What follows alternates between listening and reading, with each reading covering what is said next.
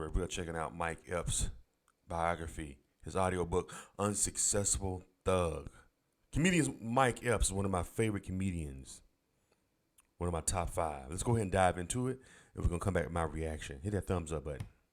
Hollywood to Naptown. Not long ago, I was invited to perform at Folsom Prison, the California state prison where Johnny Cash famously sang for the inmates. For me, it was a truly humbling day. That day I met a 23-year-old kid who reminded me a little bit of me. "How long you been here?" I said. "Since I was 19, he said. "Well," I said, "do your time and learn your lesson, and when you get out, you can make something of yourself. How much time do you have? 200 years?" Damn. What? 200 years? He said. 200 years? I said. Wow. That means your parole officer hasn't even been born yet. He's still swimming around in some white... Damn. He said, your parole officer ain't even been born yet. Damn. Man's nuts. My childhood was so fucking crazy for so long. Damn, 200 years. I'm much calmer now. I'm still just trying to survive, you know. What I've realized is that the two ends of the shoestring lacing my life together are pain and comedy. Every minute of every day, those are the two things I'm dealing with. And every part of my life, they've both been with me. And every minute, I felt like I was living in some kind of movie, Hit that thumbs up button, guys. Let's continue on. some kind of dream. These days, it's like every day is a dream I don't want to wake up from. I'm spoiled. I stay at nice hotels and eat good food and wear new clothes. In this new world I'm in, people carry your bags. Floors are made of polished marble, ceilings are high, trees grow indoors, the lighting is soft and flattering. There is faint, soothing jazz, and the sheets are soft. There's a buffer between you and the world. If you're looking for the opposite of where I grew up, here it is. I like it. It still doesn't feel real, though. It's taken me so long to appreciate nice things, and now I finally do, and really, if I'm not around it, I'm a brat. I heard myself complaining about a hotel the other day, and I was like, oh shit, I finally got used to it. I've had so much remorse about making it and being famous Wow. because I know what I've been through and what I did, and all the people who didn't make it. If this is the dream that I'm dreaming, my past feels like a nightmare. It feels like someone else. I really didn't ever want to be that guy. I didn't really want to be a criminal. But crime was the only route I could see. Me doing crime was economics, pure and simple. Huh. That wasn't me being a criminal. That was me trying not to die. What? Once, I didn't want to do nothing but pay my bills and have food in the house, and have a car and a girlfriend, and live happy. The toughness was just something I used to get by. My imagination led me to the streets.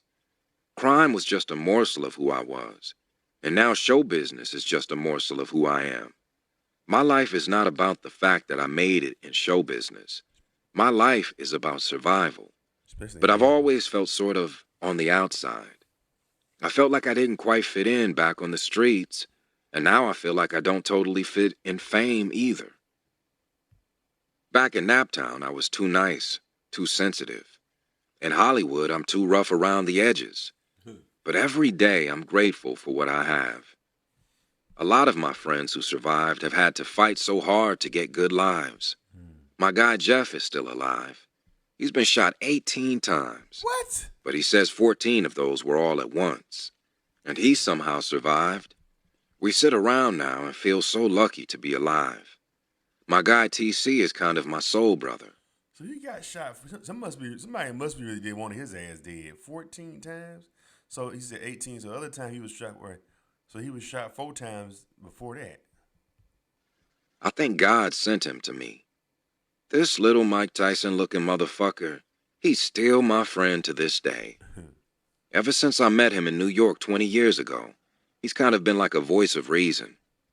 But he's never wanted attention. I barely even talk about him because he's that type of guy. He's like, you don't have to tell nobody about me. My work speaks for itself. Hmm. And my mom, I honestly think my mom has kept me alive just because of who she is and how she raised me. The thing of it is that when I see all these guys that I was around that died, I'm like, man, I'm a lucky dude. I think the way my mom raised me really protected me. I was so scared the whole time I was in the streets. These days, I'm trying to do the right thing, and I'm trying to understand why I've done what I've done in my life. I think often about how I was raised knowing God, but I've ventured off from the true path plenty of times over the years. But I still believe in God and believe that this life is just the appetizer of your real life. You know That's what I right. mean? Over and over, I've tried to turn my life over to God, but it's always been more like, hold on one second, God. I'll get to you, I promise. Let me just make some money first. You feel me? I'm so grateful my mom is still around. But I know even after she dies, my mom will be with me. I tell people all the time, people that have lost. Mike Epps.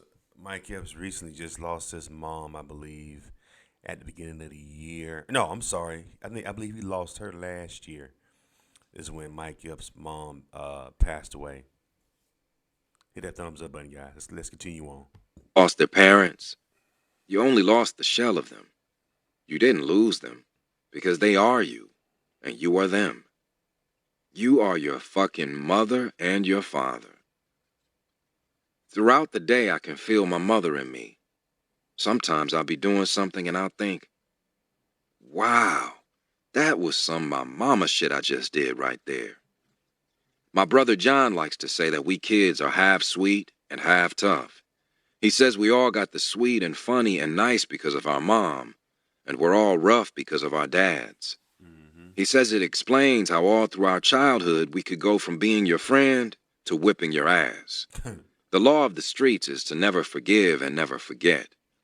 But as an adult, I've forgiven people who did me wrong or who I used to be angry at. Even though I was so mad at Reggie when I was young, I understood him when I got older. I mean, he had it rough too. He took a chance and married a woman who had 5 kids. Hell And it yeah. must have And y'all know how I think about it. 5 kids? Hell. Man, please. God sent him to her. Because I can't think of not any dude who want to be with a woman who got 5 kids.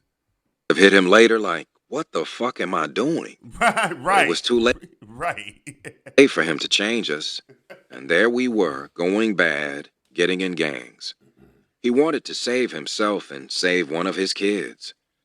I understand him better now that I'm an adult. None of us hold a grudge. I've talked about it with my brothers.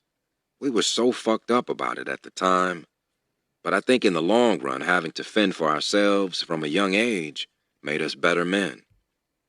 Anyway, y'all, this is actually a really good book, man, about Mike Epps' life and him growing up in Indianapolis, aka Naptown. Um, but yeah, that's crazy about the dude got 200 years. He was 23 years old, so that means he still got to get through his 20s. Can you imagine?